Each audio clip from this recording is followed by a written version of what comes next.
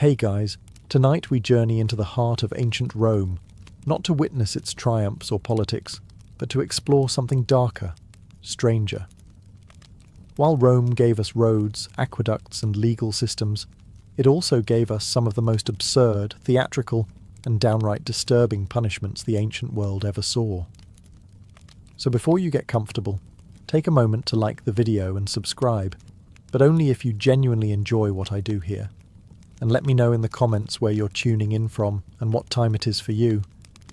It's always fascinating to see who's joining us from around the world.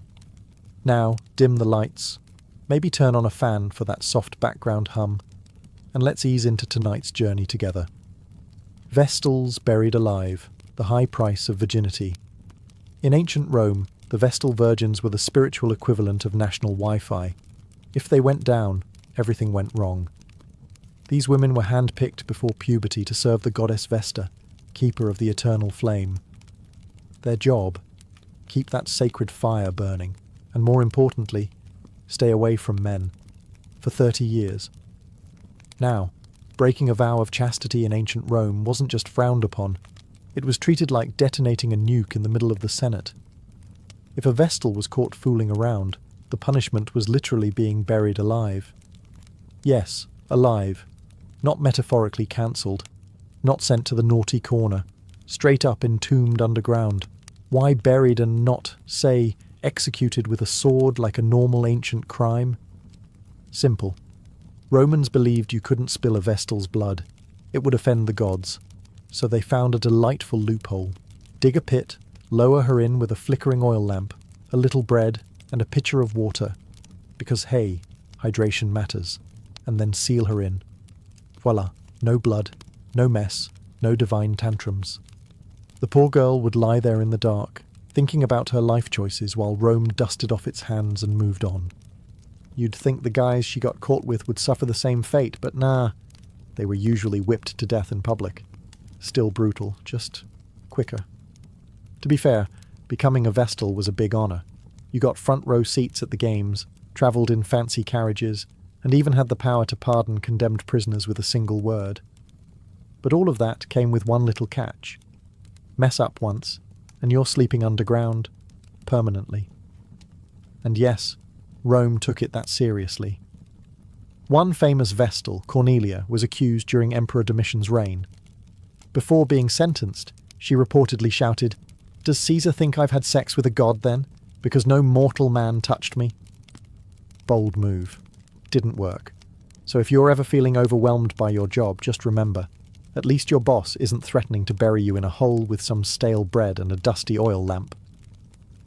Rome, where HR policies were written in stone, and fear. Poena cullae, death in a sack, with animal roommates. Ah, ancient Rome, the birthplace of philosophy, architecture, and punishments that sound like fever dreams. Let's talk about Poena cullae, which translates to penalty of the sack. And no, this isn't some quirky medieval game show. It's what happened if you committed the ultimate Roman taboo, killing your father. Romans didn't just slap you with a fine or toss you in jail. No.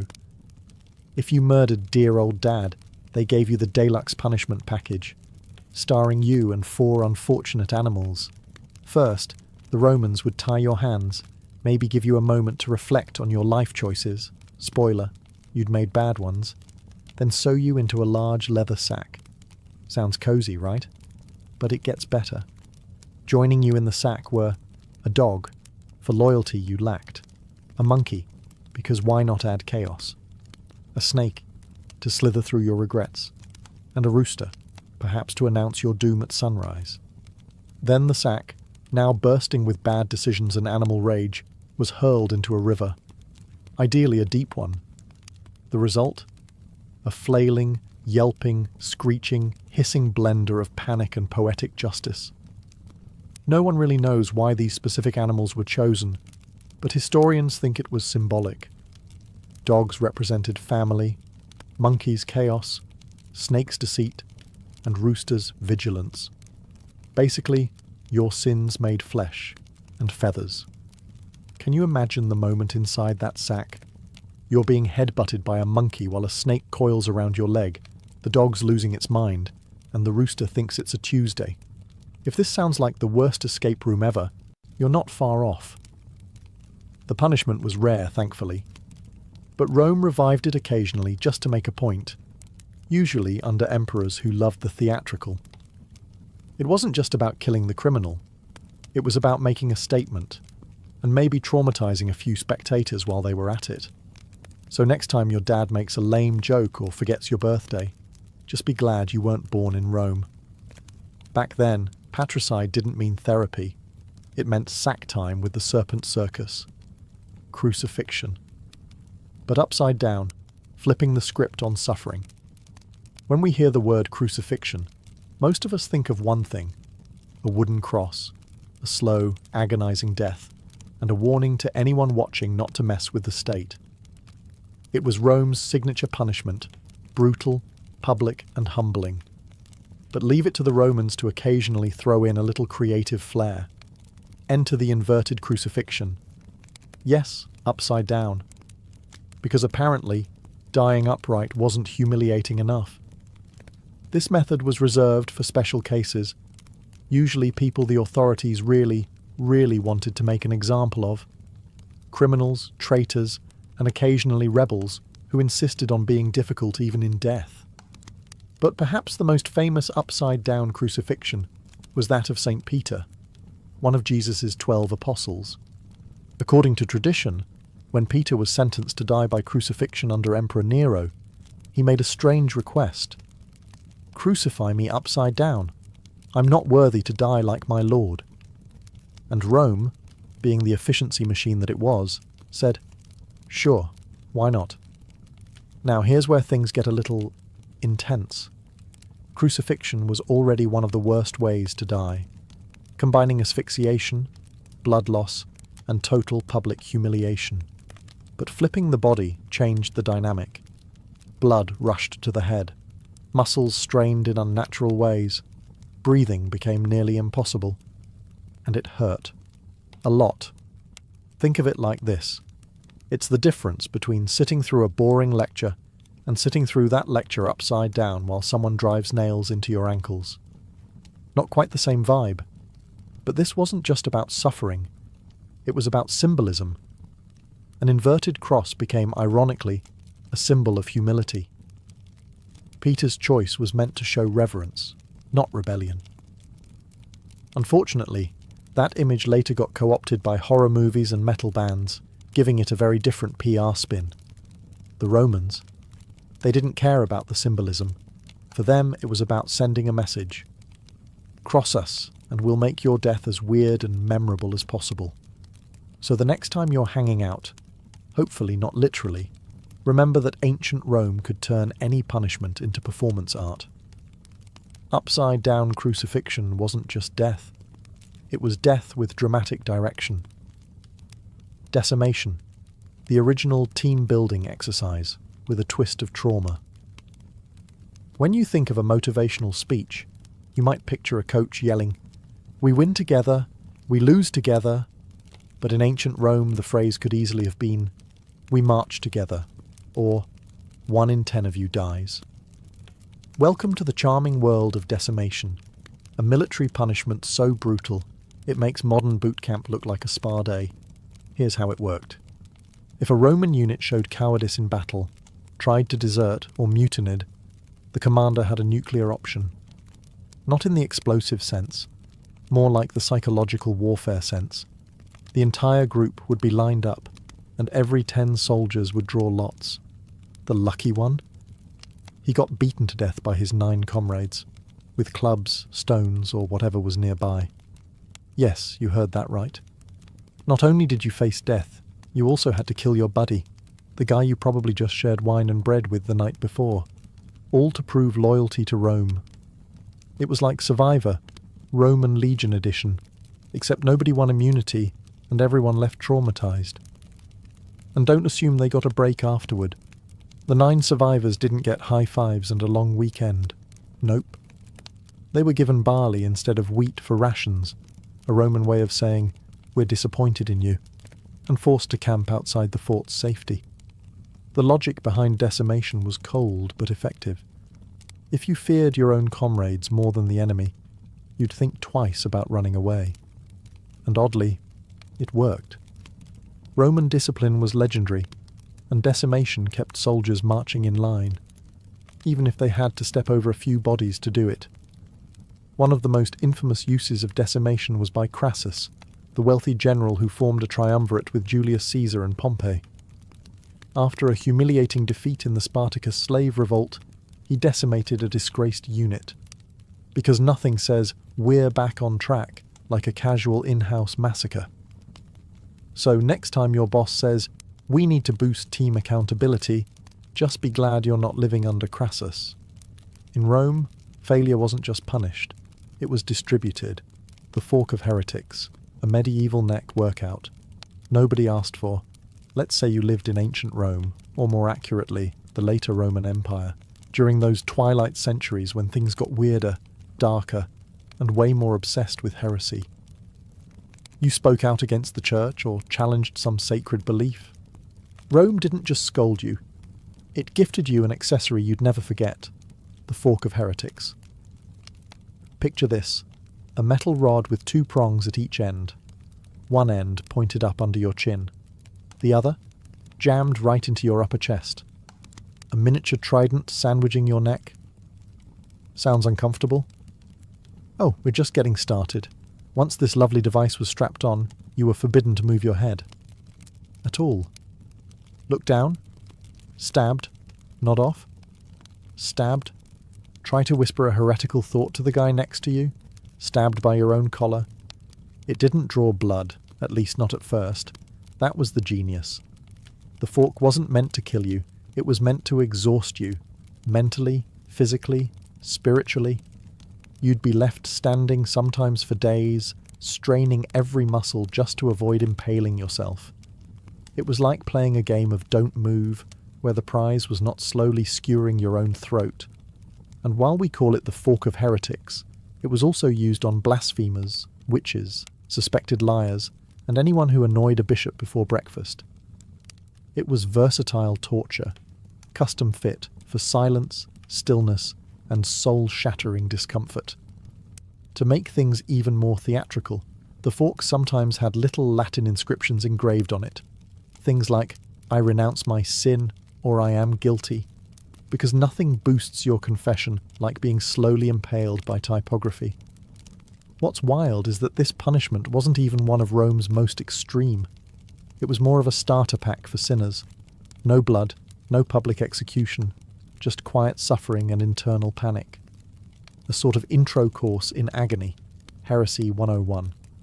So if you've ever tried to hold in a sneeze during a serious meeting, imagine doing that for 3 days straight, with iron poking at your throat.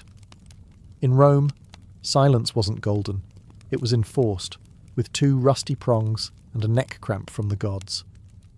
Thrown from the Tarpeian rock, Rome's original unfriend button.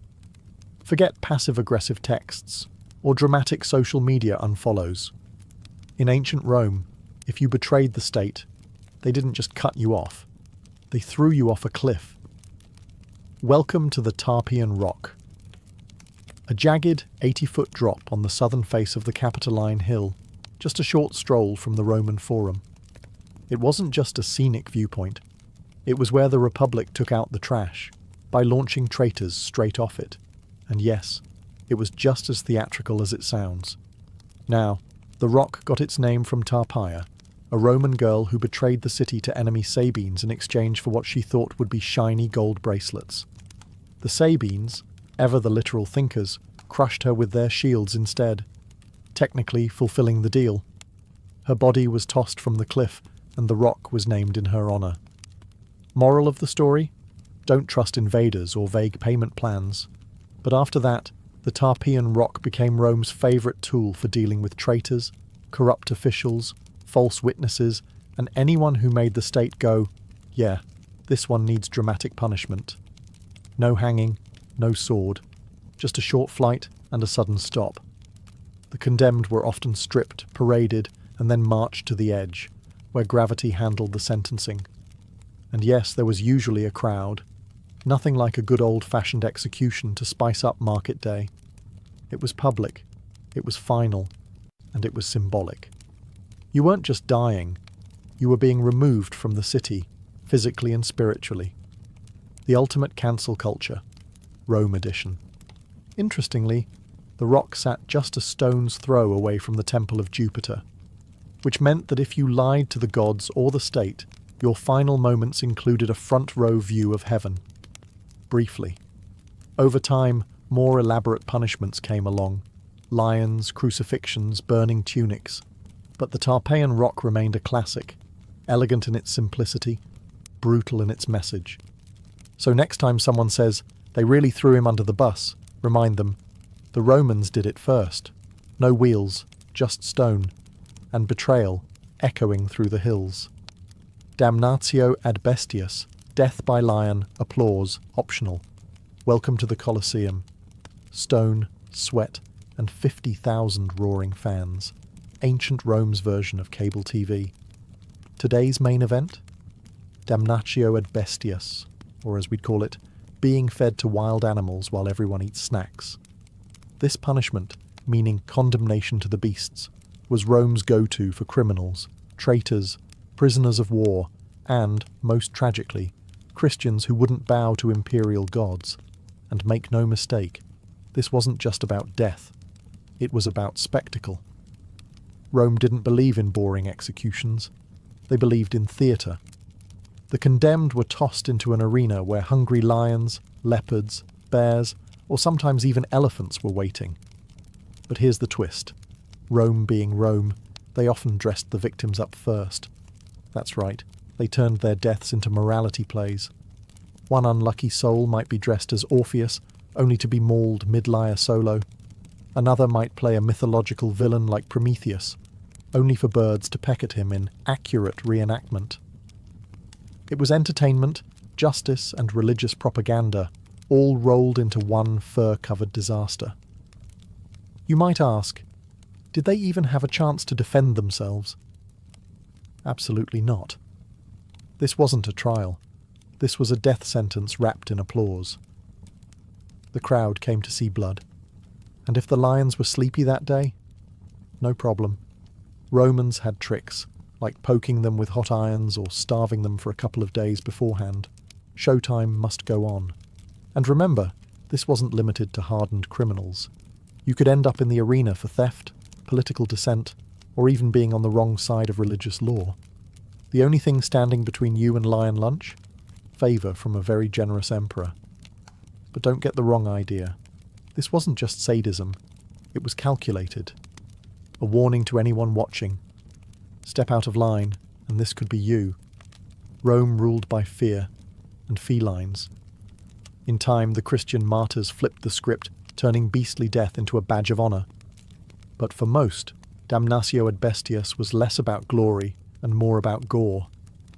So the next time you grumble about jury duty, be glad it doesn't involve dressing as a myth and dodging leopards.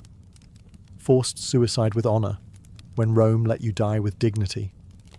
Kinda in ancient Rome, getting a death sentence didn't always mean you were dragged to the arena or tossed off a cliff. Sometimes, if you were lucky, or rather, politically connected, you got a special kind of punishment. Forced suicide. Sounds contradictory, right? We're not going to kill you, but we strongly suggest you do it yourself. Here's how it worked. If you were a senator, a noble, or just someone high enough in Roman society to own more than one tunic, and you managed to offend the emperor, maybe by plotting a coup, maybe just by existing too confidently, you'd receive a quiet visit. A scroll would be delivered, a polite message from the emperor, and it would go something like this. You have dishonoured the state. Please, take the honourable route out. Translation: kill yourself by sunset, or we'll do it for you, and make it nasty. The upside? If you complied, your family got to keep your property. Your name might even be left unblemished in the records. Maybe. It was the Roman version of a severance package, with blood instead of paperwork. This wasn't considered a humiliation. It was viewed as noble. In fact, many elites saw it as a final act of control. A chance to write their own ending, sometimes literally. Think warm bath, a blade to the wrist, and a final monologue, very on brand for Rome's love of drama. The philosopher Seneca the Younger famously faced this fate. Accused of being part of a conspiracy against Nero, possibly falsely, he was told to end things himself. He slit his wrists, then his ankles, but the bleeding will always kill you. Sometimes, they just let you do it beautifully. The wooden donkey, when sitting became a crime. If you've ever complained about an uncomfortable chair, ancient Rome would like a word, because one of their more imaginative punishments involved a piece of furniture, the now infamous wooden donkey, or as it should have been called, the pain pony of doom. This device wasn't an actual donkey, of course. It was a tall, narrow, sharply angled wooden beam, shaped like an A-frame with a razor-thin peak. The condemned, usually thieves, slaves, or rebellious soldiers, were forced to straddle it. That's right. Their entire body weight pressed down on that sharp edge, right between the legs. But wait, it gets worse. To really drive the point home, pun intended, weights were often tied to the person's ankles. Gravity did the rest. The longer you sat, the more the beam tore into your flesh. Slowly, painfully, and depending on how generous the executioner was feeling, you might be left there for hours. Now, the Romans didn't invent the wooden donkey. It likely came from earlier Middle Eastern torture traditions. But oh, did they embrace it with flair. Because if there was one thing Rome loved, it was punishment with pageantry. This wasn't always a death sentence. Sometimes it was just used as a very persuasive form of public humiliation. Picture it. A crowded square. A merchant caught cheating customers, now wailing atop the donkey while kids laughed and vendors sold snacks. It was pain, performance, and a life lesson all in one. Even worse, Roman generals sometimes used it as field discipline. Soldiers who disobeyed could find themselves straddling the donkey as a reminder to follow orders, because nothing says morale booster like internal bleeding. And yes, there were occasional modifications. Some donkeys were metal, some had spikes. One record even mentions a heated version, because apparently Rome was taking feedback and innovating on the fly. It was humiliating, it was brutal, and it turned the simple act of sitting into a punishment that could scar you for life, physically and mentally. So the next time your office chair feels a bit stiff, just remember, at least it's not a sharp triangle and no one's tying rocks to your feet. In ancient Rome, bad posture wasn't your biggest problem. The furniture was. Branding the face, when your mugshot was permanent. In a world without ID cards, background checks, or Google searches, ancient Rome had a simple solution for keeping track of criminals. Just burn it onto their face. Yes, we're talking about branding. Not the kind companies do with logos, but the kind where your actual forehead becomes a crime label. And if you were a thief, runaway slave, or repeat offender, congratulations! You now had a permanent facial feature that screamed, "Do not trust this guy." The branding was usually done with a heated metal rod, pressed into the skin with the gentle mercy of a blacksmith on a deadline. Letters like F for fur, thief, or C for calumnia, false accuser, were scorched onto your forehead or cheek. Think of it as the ancient Roman version of a one-star Yelp review, but on your skull. And this wasn't done in some private back room. Oh no. Branding was public, a spectacle, a lesson. The idea was humiliate the criminal, and others will think twice. It wasn't just punishment, it was propaganda, sizzling straight into flesh. Now imagine living with that mark. Walking through the market, everyone knows. Trying to get a job? Good luck. Flirting with someone? Forget it. You weren't a person anymore. You were a walking crime scene. Runaway slaves were especially targeted. Many were branded with the letters FUG, short for fugitivus, meaning escapee. And if they ran again after that, harsher branding, or worse. Slaves weren't just property. they were expected to wear their disobedience like a badge. Some clever folks tried to remove or disguise the marks through cuts, tattoos, or even makeup. But Rome, ever prepared, made those acts punishable too. Tampering with your brand was like trying to Photoshop your criminal record. Didn't fly.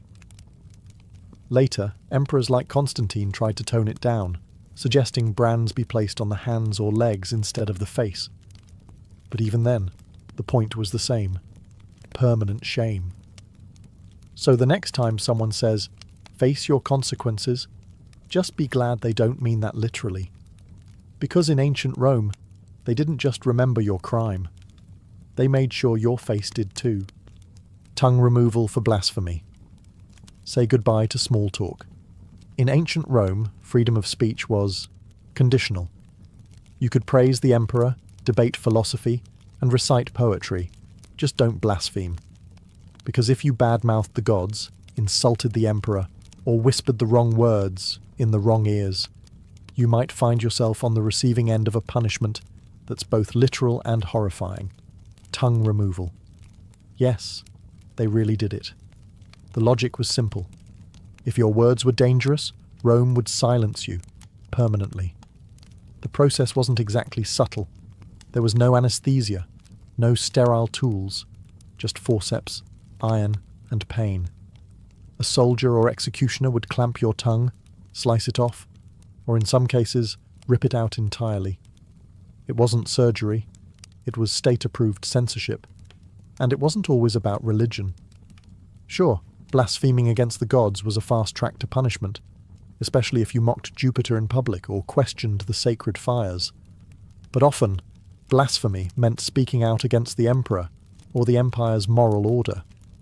Basically, if your mouth made powerful people uncomfortable, you were suddenly a medical emergency. One wrong joke, one heretical whisper, one rebellious chant, snip.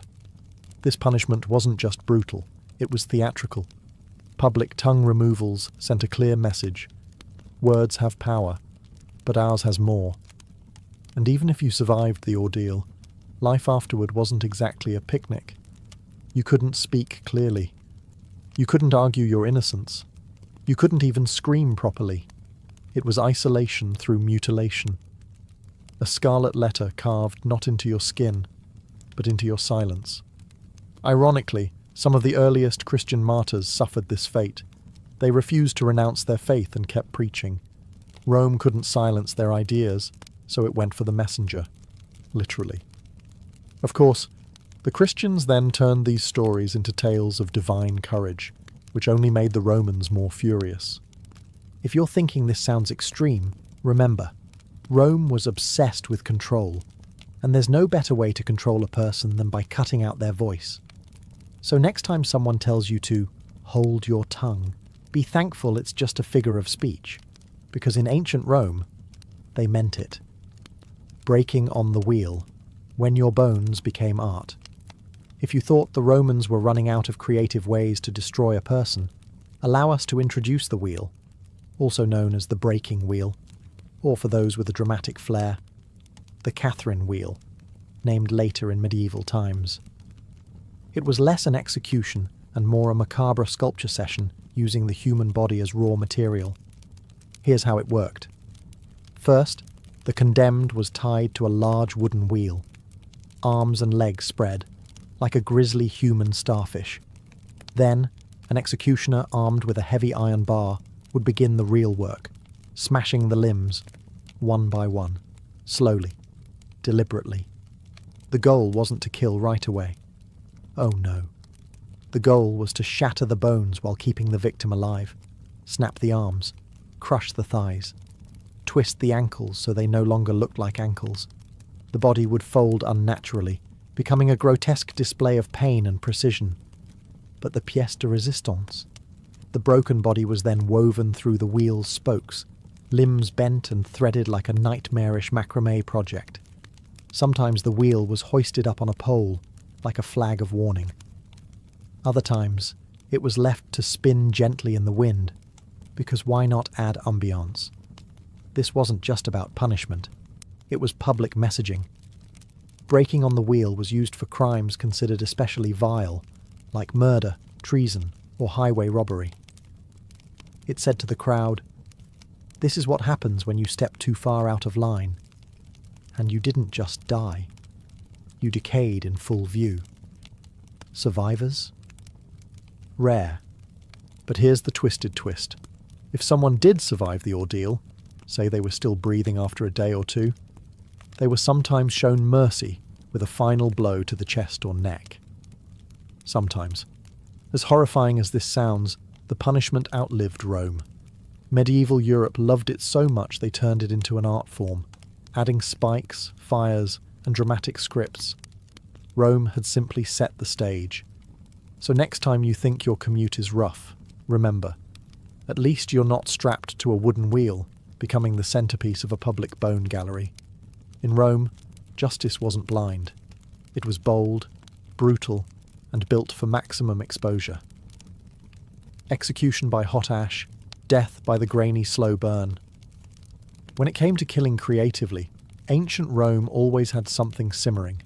Literally, enter one of its lesser-known but deeply disturbing punishments, execution by hot ash. It's not as famous as crucifixion or the lions, but it might just be one of the slowest and most psychologically terrifying ways to die ever devised. No swords, no bloodshed, no quick release, just ashes. Heated, suffocating, and endless. This gruesome method is credited, unsurprisingly, to Emperor Nero, a man who treated executions like performance art. In one recorded instance, Nero had an enemy buried up to the neck in a pit. So far, classic Rome. But instead of beheading or stoning him, Nero added a twist. A funnel was inserted into the man's mouth, and hot ash was slowly poured in.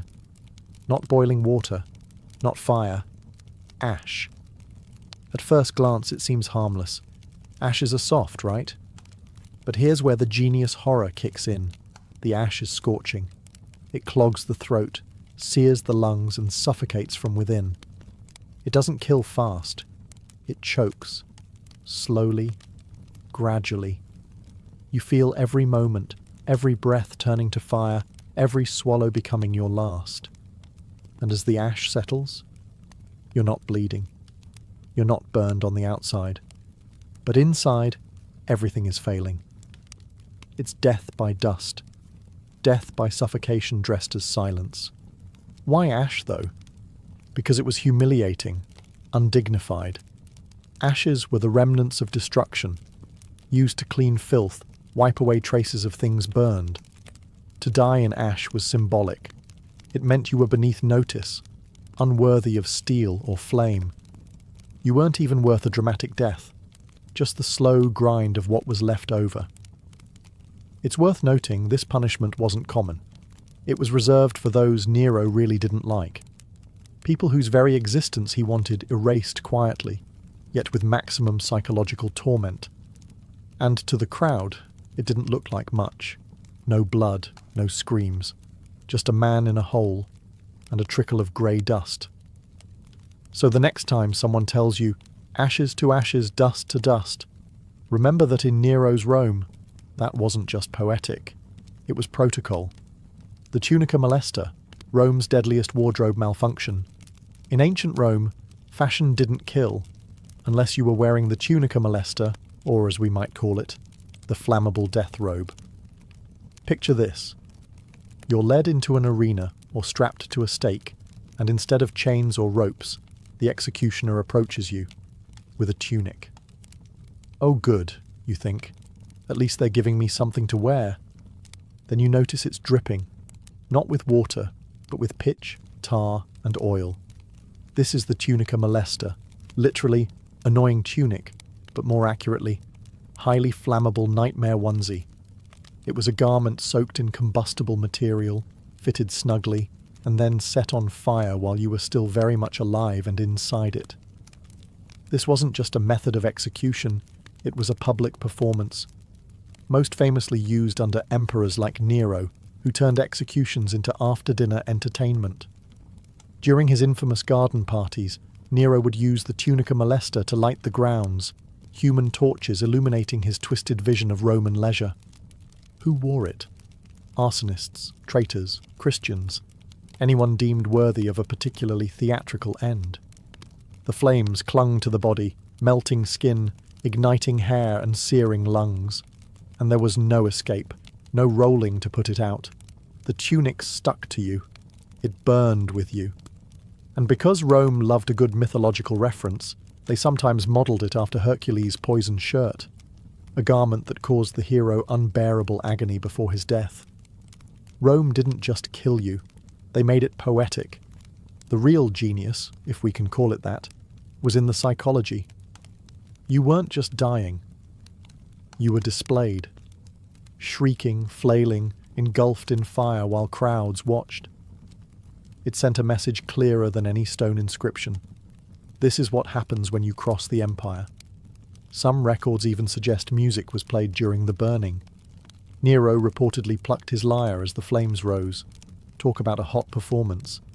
So if you ever complain that your clothes are uncomfortable or too tight, be glad they're not soaked in oil and part of a public execution ceremony. Because in Rome, fashion didn't just make a statement, it screamed, damnatio memoriae. When Rome deleted you from history, most Roman punishments ended with the body, but some, they reached further. Into memory, into legacy, into obliteration. This is damnatio memoriae, the condemnation of memory, Rome's most haunting punishment of all, because what's worse than death? Being forgotten on purpose. If you were an emperor who embarrassed the state, a general who rebelled, or a senator who fell too far from grace, Rome might not just kill you, they would erase you. Completely. Statues, smashed or defaced, inscriptions, chiseled out, portraits, painted over. Your name? Struck from official documents, coins and monuments. If you had achievements, they were reassigned. If you had supporters, they were silenced. And the most devastating part? It worked. Many of the people subjected to damnatio memoriae were powerful, known, feared. Yet today, we don't even remember their names, because Rome was that good at deletion. Whole reigns vanish into silence. It's historical vaporization. One of the most famous examples was Emperor Geta, brother of Caracalla. After Caracalla had him assassinated, in their own mother's arms no less, he didn't stop there. He ordered Geta's image removed from every mosaic, painting and bust. Thousands of inscriptions were edited, his name scratched out by hand. In some surviving art, you can still see the ghost of Geta's figure. Awkward gaps, half faces, names partially scraped away. It's chilling, like history caught in the act of forgetting. But damnatio memoriae wasn't just about vengeance. It was about control. If Rome could rewrite the past, it could sculpt the future. If you could make it seem like someone never existed, then maybe their ideas didn't exist either. It was the empire's way of saying, you were never here, and if anyone says otherwise, they'll be next. There's something terrifyingly modern about it too. We talk today about cancel culture, social erasure, reputations destroyed in hours. But Rome was doing it 2,000 years ago, just with chisels instead of tweets. So as we close this strange journey through Rome's most bizarre punishments, remember this: the cruelest punishment wasn't fire, or lions, or ropes. It was the silence that followed. Because in ancient Rome, the worst thing that could happen to you was to be forgotten. In the early 1800s, the American landscape stretched endlessly westward, wild, unknown, and whispering promises to those bold enough to chase them. The East, crowded with cities, factories, and fading farmland, had begun to feel tight, constrictive. But the West, that was the dream. A blank canvas with just enough danger to make the paint stick. It began as a whisper, in taverns, in church pews, around dinner tables. Stories of open land, of rivers that shimmered like silver, of valleys that bloomed without effort. The Louisiana Purchase in 1803 had more than doubled the size of the young United States. Suddenly, there was space, unimaginable space, and it belonged to no one, or so the government claimed. For many, the The West was more than a direction on a compass. It was a fresh start, a place where your name didn't carry your debts, where nobody asked where you were from, only what you could do with your hands. It called to dreamers and desperados alike, farmers looking for new soil, widows seeking peace, and adventurers chasing legends carved out of campfire tales. There were no highways, no guarantees, and no second chances. Every journey westward began with uncertainty. Would the wagon survive the mountains? Would the river freeze too soon? Would there be food on the other side? And yet, tens of thousands went. Entire families, with infants swaddled in flour sacks and grandmothers tucked between crates of salted pork, set off into the unknown. To go west was to gamble everything, but to stay behind felt like surrendering to a life of limits. The frontier wasn't just a place on a map. It was a test of will, of grit, of the ability to carve order out of chaos using nothing but timber, steel, and raw hope. And as the sun sank behind endless prairies and mountain ridges, casting long shadows on wagon wheels and weary faces, one thing was clear. America's story wasn't written yet. It was being dragged slowly westward, one rickety mile at a time. Before the pioneers could brave the wild frontier, they had to build a vessel that would carry not just supplies, but their entire future. Enter the covered wagon, the backbone of the westward migration. It was no stagecoach or fancy carriage. It was a wooden box on wheels, held together by sweat, hope, and iron nails. Most families didn't build wagons from scratch. They bought them or modified existing carts. The most famous type was the Conestoga, but on the frontier, something smaller, lighter, and cheaper was needed. That became the prairie schooner, so named because its canvas top, billowing in the wind, looked like a ship sailing across grassy seas. But this ship didn't carry gold or jewels. It carried salted pork, flour, beans, cast-iron pots, a spinning wheel, a Bible, and maybe one good quilt. Every inch was accounted for. Space was life. And weight? Weight could kill you. A fully loaded wagon might hold up to 2,000 pounds, any more, and the oxen pulling it would collapse long before you reached the Rockies. Horses were too delicate, mules too expensive. Oxen were the true engines of expansion, slow, stubborn, but unbreakable. Families slept in the wagons, under them or beside them. Privacy was a luxury few could afford. And despite what Hollywood suggests, people didn't ride inside all day. That would jostle bones and bruise backs. Most walked, mile after mile, day after blistering day. Wagons weren't just transportation, they were survival pods. They held medicines, spare wagon tongues, gunpowder, and seeds. Some even carried baby chicks in boxes beneath the wagon bed to start a coop once the family settled. And yet, for all their practicality, wagons were also symbolic. They were hope on wheels. Once the oxen were yoked, once the wheels creaked into motion, there was no turning back. The house was sold. The land behind was gone. All that remained was the trail, the sky, and the belief that something better lay ahead. Every bump, every cracked axle, every muddy crossing was one line written in the story of American expansion, carved not in ink, but in wheel ruts and willpower. Life on the trail was not the romantic adventure story some might imagine. It was long, grueling, and soaked in dust. Each day began before sunrise. Roosters weren't needed. The creak of leather harnesses and the groan of wagon wheels were alarm clocks enough. The average wagon train moved about 10 to 15 miles per day, depending on weather, terrain, and how many axles broke that morning. Over time, trails like the Oregon, Santa Fe, and California routes carved themselves into the earth, each lined with discarded belongings, broken wheels, and the graves of those who never made it west. Meals were simple, hearty, and endlessly repetitive. Coffee was a luxury, water a gamble.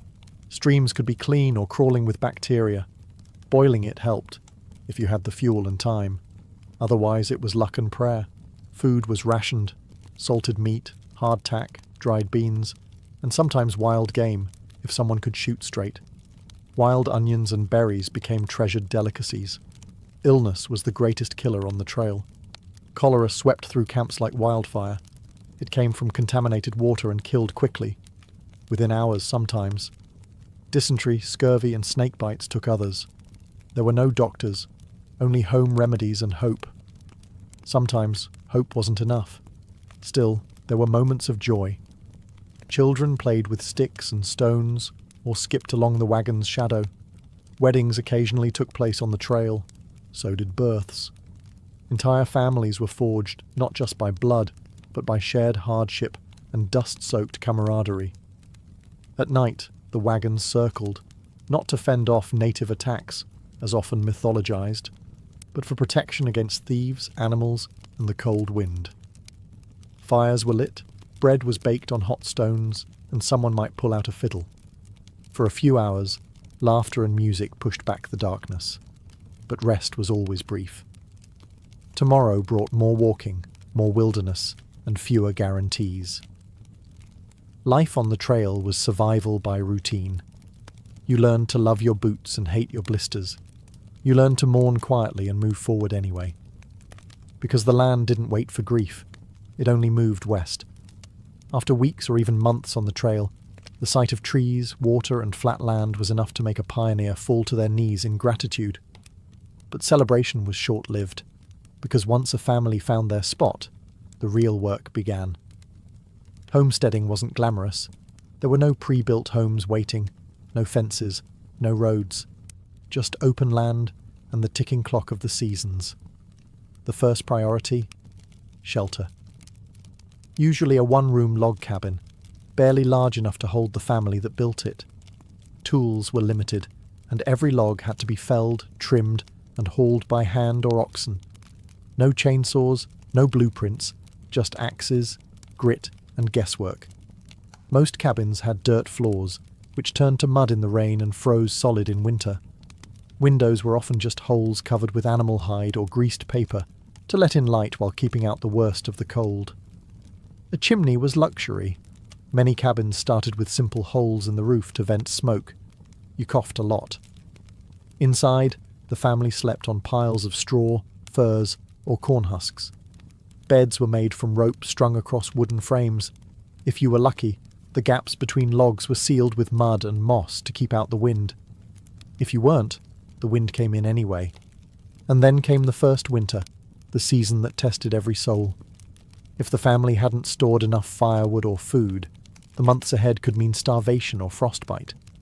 Snowstorms might trap them inside for days. Coyotes howled in the dark. Wolves circled. But still the frontier spirit endured. Families made candles from animal fat. Children learned to patch clothes and cook over open fires. They read from the Bible by firelight. They wrote letters home, if there was a place to send them. Neighbours were few and far between. But when a new cabin appeared on the horizon, help was offered. A shared roof raising, a borrowed cow, a hot meal. Survival wasn't about toughness. It was about community. One family couldn't last, but 10 might.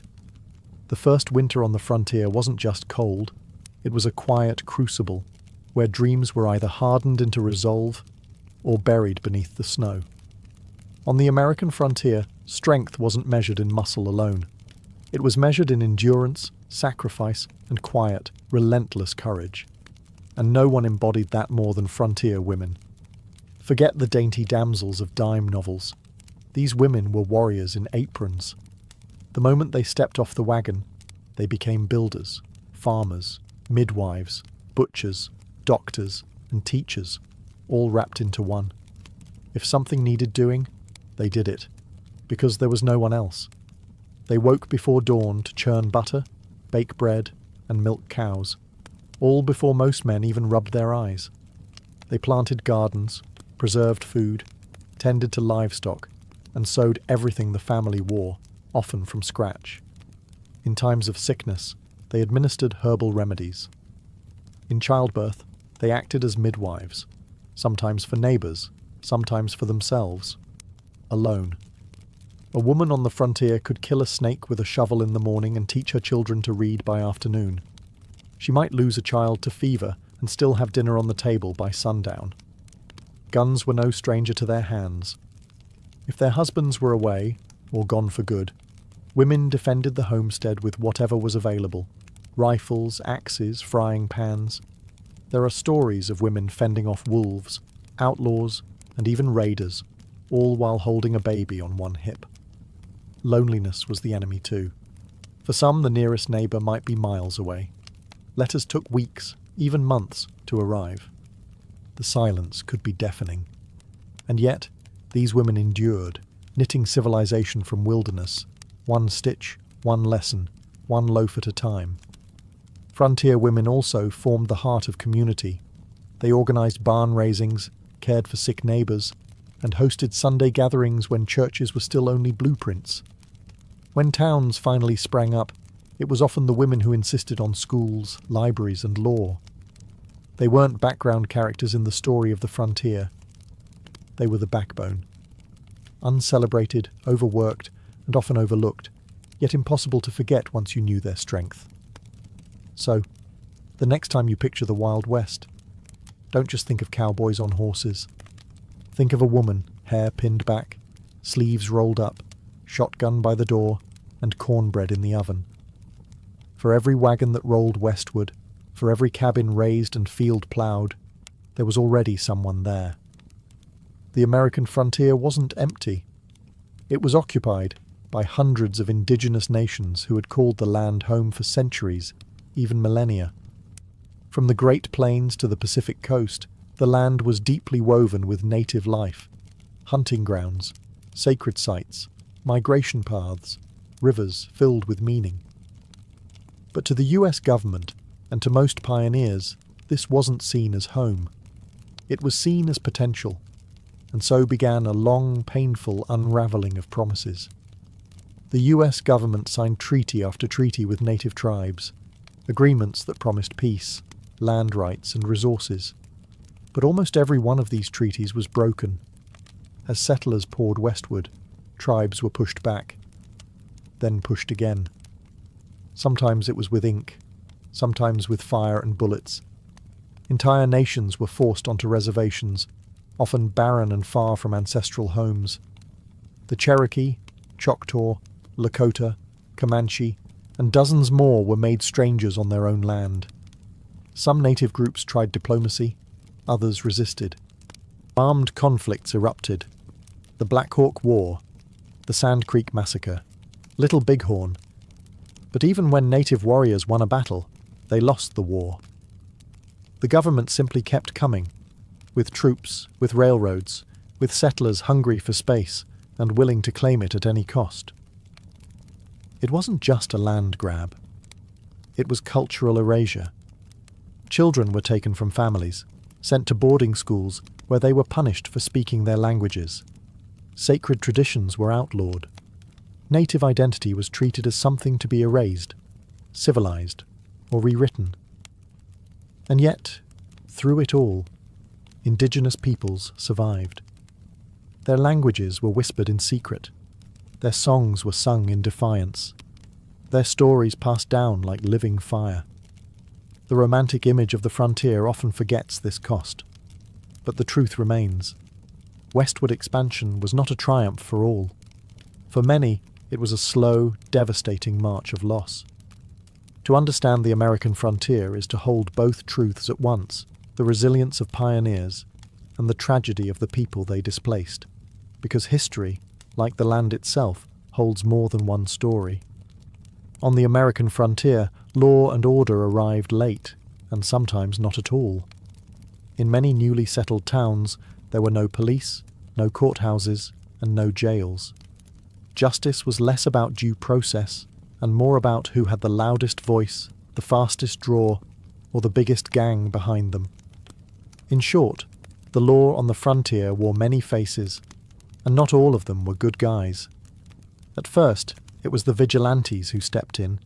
Citizens' committees would form when a crime was committed: a horse stolen, a shop robbed, or worse. They held makeshift trials in saloons or under trees. And if guilt was assumed, punishment came fast. A bullet, a rope, or being run out of town with a warning and a bruised ego. Eventually, the towns grew, and with them came lawmen, sheriffs, marshals, and deputies. Names like Wyatt Earp, Bat Masterson, and Wild Bill Hickok became legend. Some were brave, some were crooked. Most were a little of both. With a tin badge and a revolver, they were the thin line between chaos and order. But just as quickly as lawmen arrived, so did the outlaws. The frontier was a magnet for drifters, deserters, gamblers, and gunslingers looking to vanish into the dust. Men like Billy the Kid, Jesse James, and Butch Cassidy didn't just rob banks and trains. They captured imaginations. Newspapers turned them into folk heroes, even as they left trails of bodies and broken safes behind. Frontier justice was unpredictable. A man could be hanged for stealing a horse, or walk free after a murder if the jury liked his story better. Bribes worked. So did threats. And sometimes, justice was just revenge in a fancier hat. Even the courtroom, when it existed, was often little more than a general store with a judge who also ran the hardware counter. Despite the chaos, or maybe because of it, frontier communities slowly built systems of law. Judges replaced vigilantes. Prisons replaced tree limbs. But the myths never died, and maybe they never will. Because on the edge of the known world, justice wasn't blind. It was armed, dusty, and didn't ask twice. At first, the American frontier moved at the speed of a wagon wheel, slow, creaky, and weather permitting. But by the mid to late 1800s, the silence of the prairie was shattered by a new sound. The steam whistle. The arrival of the railroad changed everything. Suddenly, journeys that once took months by wagon could be completed in days. The Transcontinental Railroad, completed in 1869, connected east to west in a steel embrace that transformed the frontier from wilderness into a corridor of commerce. Settlers flooded in. Towns popped up overnight beside new depots, and goods, everything from stoves to sewing needles, arrived by train, no longer hoarded or handmade. For pioneers, the railroad meant survival. It meant medicine could arrive before a fever turned deadly. It meant crops could be sold beyond the local market. It meant letters, long delayed by weather and rivers, could now travel in days. The frontier became less of a gamble and more of a calculated risk. But the railroad didn't come alone. Alongside it ran the telegraph wire, thin, humming strands of copper that stitched the country together with dots and dashes. The telegraph gave the frontier something it had never had before: instant communication. A rancher in Wyoming could get news of a presidential election within minutes. A sheriff could call for help from 100 miles away. Isolation, the great fear of the early pioneer, was dying, one beep at a time. The impact was huge. Economies expanded. Government reached farther. Law enforcement got faster. But not everyone welcomed it. Indigenous tribes saw railroads and telegraph poles as intrusions. Signals that the land they once roamed freely was now bound by wires and owned in sections. Some fought back, sabotaging lines, derailing trains, delaying the inevitable. Yet progress rolled on. The iron horse was unstoppable. Towns that the railroad skipped were left to wither. Others boomed, becoming cities almost overnight. The wilderness was shrinking, mile by mile, rail by rail. And while the frontier spirit didn't disappear, it was no longer isolated. It was plugged in, connected, and commercialized. The frontier was still wild, but now it ran on steam and signals. By the end of the 19th century, something profound had changed. The line that once separated wilderness from settlement, the famed frontier line, had blurred, faded, and finally disappeared. In 1890, the US Census Bureau officially declared, "There can hardly be said to be a frontier line." In other words, the American frontier was closed. The great push westward was over. The forests had been cleared. The railroads linked coast to coast. The buffalo were nearly gone. Tribes were confined to reservations. The land, once vast and mysterious, had been measured, mapped, and sold by the acre. But what did that mean? For some, it meant victory. The dream had been realized, a continent tamed, a nation stretched from sea to sea. For others, especially native peoples and displaced communities, it meant erasure, loss, and a bitter silence where homelands had once been. Yet the end of the frontier wasn't just about geography, it was about identity. The rugged individualism, the myth of the lone pioneer, the campfire stories of heroism and hardship, these didn't vanish. They became legend. Writers like Frederick Jackson Turner argued that the frontier had shaped the very soul of America, its democracy, its grit, its restlessness. The frontier taught Americans to adapt, to survive, to rely on themselves and their neighbors. It gave birth to the cowboy, the log cabin president, the gold rush prospector, all icons woven into the fabric of national myth. But the reality was messier. The frontier was sweat, dirt, disease, and death. It was brave and brutal, hopeful and unjust. It was full of contradictions, and its legacy remains a reflection of that tension. Today the frontier lives on, not in geography, but in spirit, in the idea that pushing into the unknown, whether it's land, science, or space, defines what it means to be American. The wagons no longer roll, the cabins are museums, the trails are highways. But if you listen closely, you can still hear echoes in the prairie wind, carried on stories passed down from those who dared to go farther. The American frontier didn't vanish. It became the foundation. Nimrum. Before there were instruments, there was rhythm, the beat of a foot on earth, the clap of two hands, the thump of a heart in a quiet chest. Music did not begin with wood or string or bone. It began with the body. It began with breath. Tens of thousands of years ago, long before writing, agriculture, or architecture, early humans found something extraordinary in sound. In caves and on plains, around fires and in forests, they discovered that certain movements, a stomp, a shout, a whistle, could stir emotion, call attention, or even comfort fear. Music, it seems, is not a cultural invention. It is a biological instinct. Imagine a small group of hunter-gatherers huddled in the flickering light of a fire. One begins to hum, a low rising tone. Another claps in rhythm. A third starts to mimic bird calls. There are no words, just sound. And in that moment, they are no longer just individuals surviving the elements. They are connected. They are human. Before the flute, before the drum, sound itself was sacred. Many anthropologists believe that early music may have emerged from imitation, copying animal calls for hunting or mimicking natural sounds to communicate across distances. But at some point, these sounds crossed the line from utility to expression. A rhythm became more than a signal. It became a language of emotion. A hum became a lullaby. A scream became a song. There's a theory that music came before language, or at least alongside it, that before we spoke, we sang. Infants even today respond more instinctively to tone and melody than to speech. Something about pitch, rhythm, and vibration is hardwired into us. We didn't just invent music, we remembered it. And perhaps most beautifully, these first sounds weren't reserved for the elite or the gifted. They were universal, a shared experience of early humans across continents. Music was made in Africa, Asia, Europe. Anywhere there were voices and hands and something to strike or shake. Before the first flute was carved from bone, before strings were stretched and drums were skinned, humans already knew. Sound could move the soul. And that was just the beginning.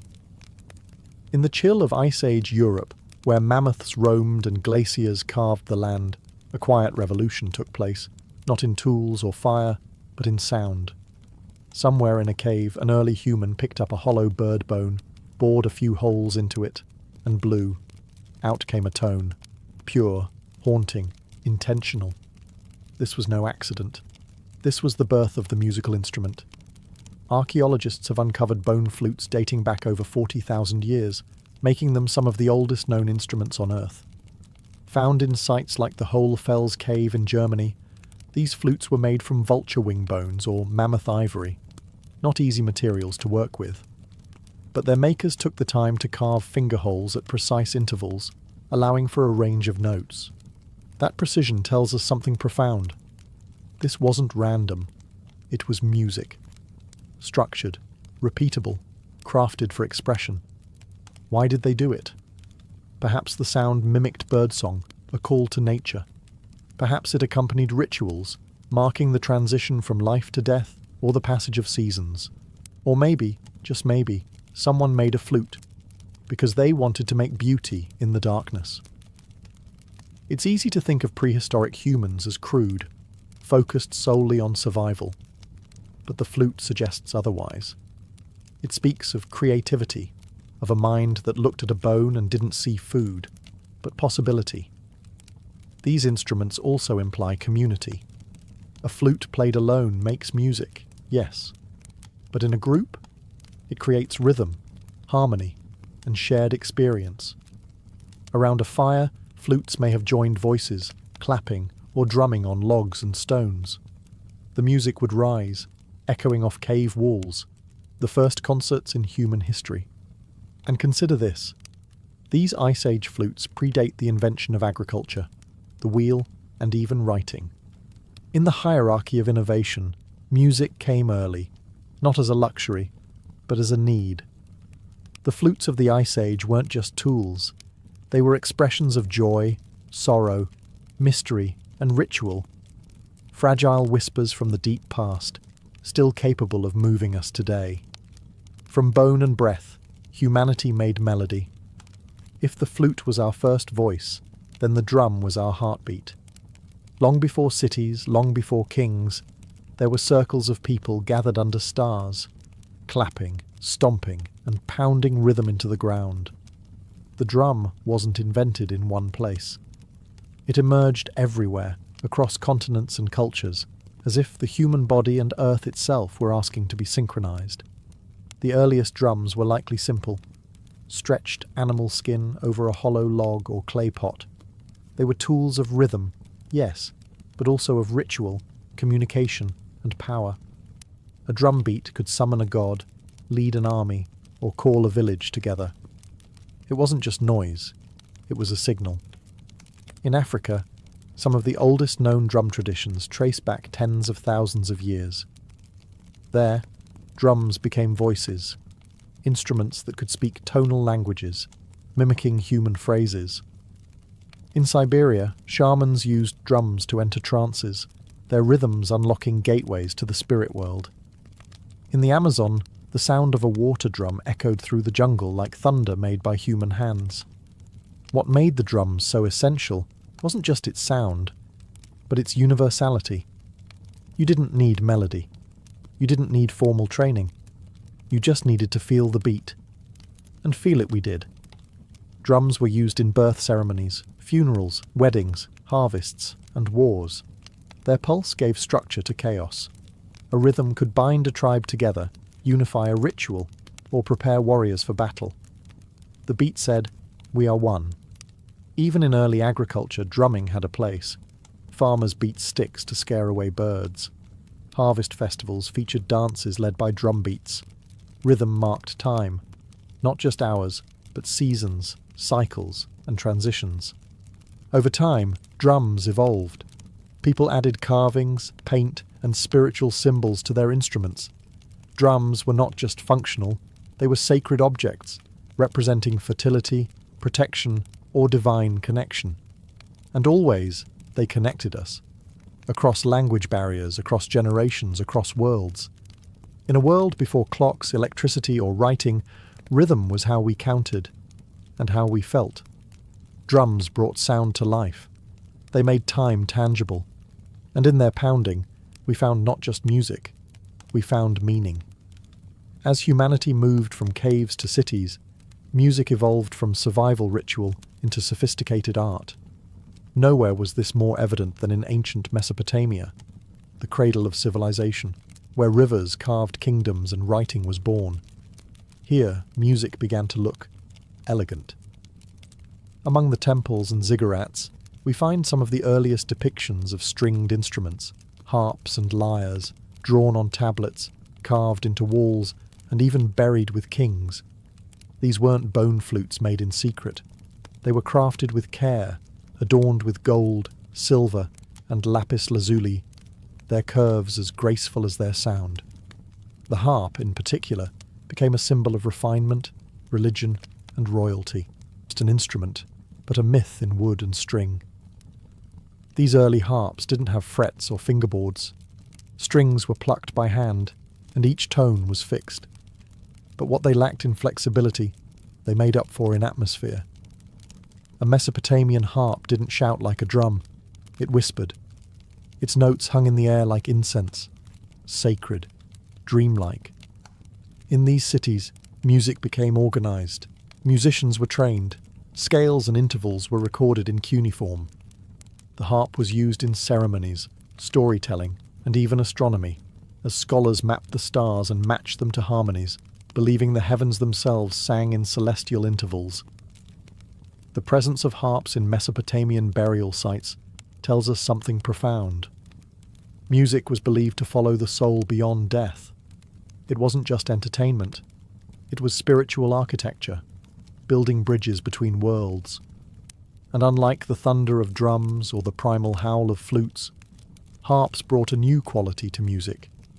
Intimacy. Soft, thoughtful, deliberate.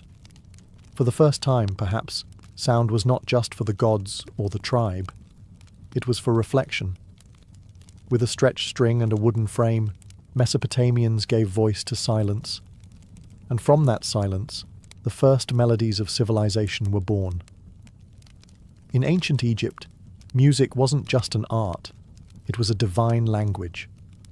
The Egyptians believed that music was a gift from the gods. According to myth, it was the goddess Bat, later merged with Hathor, the goddess of joy, fertility, and music, who first brought song into the world, and so music became more than melody. It was ritual, identity, and spiritual architecture, resonating through temples, tombs, and marketplaces alike. Unlike the primal flutes of prehistory or the ceremonial harps of Mesopotamia, Egyptian music blended ritual precision with everyday life. Workers sang to keep rhythm as they built pyramids. Fishermen sang to the Nile. Priests performed hymns during sacred rites. Women played frame drums and rattles during childbirth and funerals, moments of beginning and end. The most iconic Egyptian instruments were harps, lutes, lyres, sistrums, and flutes.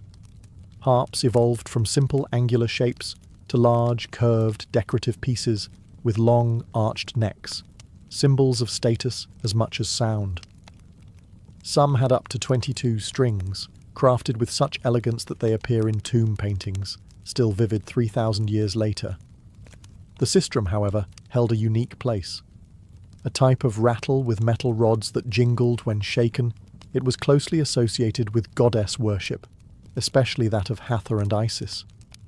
The sound wasn't meant for amusement. It was meant to awaken the divine, to shake off evil, and to protect the soul during ceremonies. Musicians in Egypt weren't always commoners. Some were priests or priestesses, serving in temples through music. Others were court musicians, entertaining pharaohs and foreign dignitaries with songs praising gods, kings, and legacy. Music also bridged worlds. In funerals, songs and chants guided the soul through the underworld. Tombs of the wealthy often included lyrics, and even illustrations, of instruments and musicians, as if to ensure the departed would be accompanied by sound in the afterlife. For ancient Egyptians, music was eternal. It honoured the gods, unified the people, and reminded them of cosmic order. Ma'at. Rhythm wasn't chaos. It was the heartbeat of the universe. In Egypt, to make music was to echo the sacred. To the ancient Greeks, music wasn't just an art form. It was a science of the soul and of the universe itself. While other civilizations used music in ritual and celebration, the Greeks asked a deeper question. Why does sound move us? And their answer was found not just in poetry or philosophy, but in mathematics. Enter Pythagoras, the philosopher best known today for his triangle, but who also played a monumental role in the origins of music theory. According to legend, Pythagoras passed a blacksmith's shop and noticed something strange. The sound of hammer strikes changed depending on the size and weight of the hammers. This inspired an experiment with strings. He discovered that when a string was divided in simple ratios, like 1.2 or 2.3, it produced consonant, harmonious tones. This revelation birthed the idea of the harmony of the spheres, the belief that the cosmos itself operated on mathematical ratios, and that music was an echo of universal order. Every plucked string wasn't just a note, it was a mirror of the heavens. Greek instruments reflected this philosophy. The lyre, a small harp-like instrument, became a symbol of civilization and education. Poets like Homer and Sappho were often depicted with one in hand. The aulos, a double-reeded pipe, provided the wild, emotive contrast, played in dramas, rituals, and sometimes in war. Music in Greece was deeply tied to ethics and character. The philosopher Plato believed different musical modes could influence the soul, some inspiring courage, others promoting laziness or chaos. He advocated for strict musical education to shape ideal citizens. In his view, the wrong scale could be as dangerous as poor governance. But for the Greeks, music wasn't about entertainment alone. It was medicine. It was morality. It was mathematical perfection vibrating through flesh and air. They laid the foundations for music theory, notation systems, and acoustics. Their understanding of intervals, scales, and harmony would echo for centuries through Roman, medieval, and modern thought. In Greece, music became more than sound. It became a bridge between reason and emotion, between numbers and beauty, a place where the soul could both calculate and soar. If Greece gave music its philosophy, Rome gave it volume. In the Roman world, music was about function, form, and force. It accompanied festivals, religious ceremonies, gladiator games, and most famously, the battlefield. Where the Greeks saw music as a bridge to the divine, the Romans saw it as a tool of order and empire. One of the most iconic instruments of Roman power was the cornu, a massive, curved brass horn shaped like a G and often taller than the soldier who carried it. The cornu wasn't for melody, it was for command. Its blast signalled troop movements, battle charges, and retreat orders across noisy battlefields.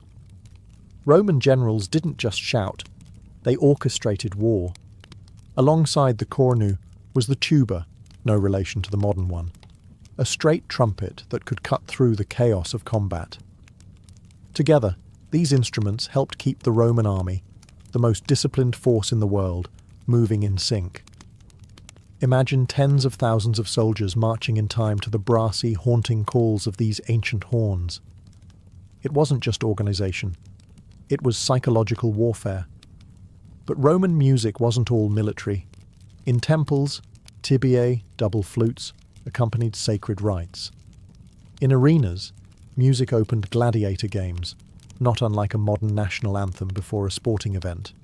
At banquets, lyres and hydraulis, an early water-powered pipe organ, created ambience for elite guests. Music flowed through Roman daily life like wine, structured, performative, essential. They borrowed heavily from the Greeks, but reworked everything to fit their own ethos. Where Greece emphasized individual expression and introspection, Rome emphasized public spectacle and control. Music was entertainment and propaganda, and when Rome absorbed Egypt, Judea, Gaul, and beyond, it absorbed their sounds too. Roman music became a mosaic, blending African rhythms, Eastern melodies, and Mediterranean instruments into something vast and ever-evolving. Yet unlike Greek philosophers, Roman thinkers wrote little about the theory of music. They played it, used it, marched to it, but rarely analysed it. For Rome, sound was a means, not a mystery. In the end, Rome didn't refine music. It amplified it, until even the farthest provinces heard the beat of the empire's drums. While the West marched to the rhythms of empire, the East was exploring something else, the soul of sound.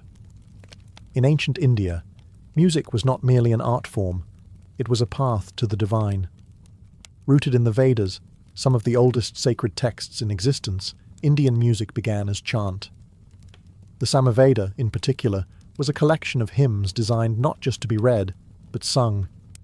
These chants followed intricate melodic patterns called saman, meant to elevate consciousness and harmonize the universe. As Indian civilization evolved, so did its instruments. The veena, an early stringed instrument, became associated with Saraswati, goddess of knowledge and the arts. The mridangam, a barrel-shaped drum, kept time during sacred performances. Every note, every rhythm was tied to ragas and talas, melodic and rhythmic frameworks that were believed to evoke specific emotions, times of day, even spiritual states. Music wasn't for entertainment. It was discipline, meditation, a way to balance inner energies and touch the eternal.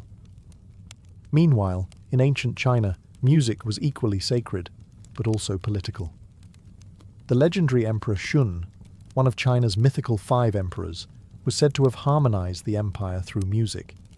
Chinese philosophy, especially Confucianism, held that proper music led to moral behavior and social order. The right notes created harmony not just in the soul, but in the state. Instruments were carefully designed to reflect cosmic balance. The guqin, a 7-stringed zither, was played in solitude by scholars and sages. Its soft, meditative tones, meant to reflect introspection and virtue. The sheng, a mouth-blown reed instrument, symbolized unity through its many pipes working as one. The bianzhong, a set of bronze bells, was used in royal courts to represent hierarchy and ritual structure. Chinese music was tuned to precise mathematical intervals that matched natural cycles, aligning humanity with the heavens. In both India and China, music was not separate from life. It was life, a mirror of the cosmos, a code of discipline, a sacred pulse. While Rome used music to conquer, the East used it to commune, with the divine, with nature, with the self. From the thrum of bone flutes in Ice Age caves to the shimmering strings of Mesopotamia, from Egyptian sistrums that summoned gods to Chinese zithers that calmed emperors. Music has always been more than entertainment. It is a language without borders, a force that predates empires and outlasts them. But why has music endured when so many other inventions have faded? Because music speaks directly to something we can't explain, the emotional center of our being. It comforts, warns, excites, unites, mourns. It's what a lullaby offers to a crying child, what a funeral drum says when words fall short, what a national anthem stirs before a battle or a game. Music is intuitive. A melody from the Andes can move someone in Africa. A drum beat from a Polynesian island might feel familiar to someone in Scandinavia. It's not the notes we recognize. It's the feeling they carry. And music is flexible. It adapts. It absorbs. It survives colonization, migration, war, and revolution. Instruments cross oceans. Songs change languages. Scales evolve. But the core remains. Rhythm, tone, expression. Across history, we've used music to define identity. Tribes, nations, religions, revolutions, all have had their songs. But we've also used it to transcend identity, to collaborate, to connect.